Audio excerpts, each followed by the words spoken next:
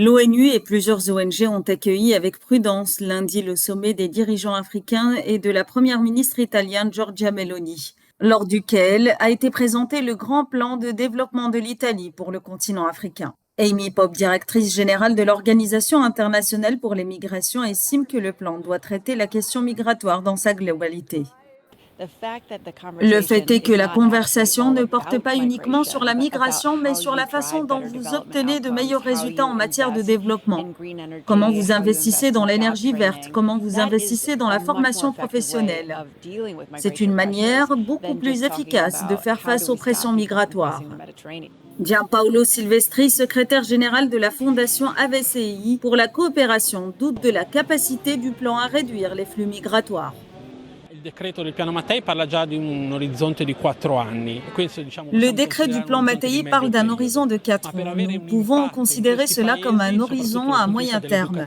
Mais pour avoir un impact dans ces pays, notamment du point de vue de l'éducation et de la formation des générations futures, il faut au moins un horizon de 10 ans pour avoir des résultats. Alors clairement, à court terme, on peut activer des outils pour gérer le phénomène migratoire. Gérer, c'est-à-dire créer des flux migratoires réguliers, légaux et autorisés. Mais je ne crois pas que le plan puisse contenir le phénomène migratoire à court terme. Je pense que c'est peu probable. Amina Jane Mohamed, secrétaire générale adjointe aux Nations Unies, estime que le plan de Meloni est un échec.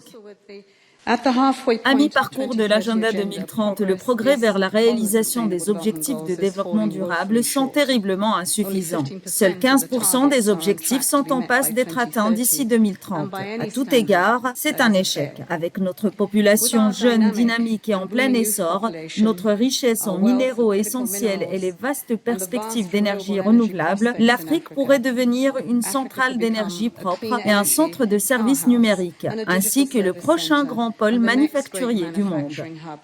L'Italie, au cœur du débat sur la migration en Europe, promeut son plan de développement comme un moyen de créer des conditions de sécurité économique qui décourageraient les jeunes Africains d'entreprendre des migrations dangereuses vers le vieux continent.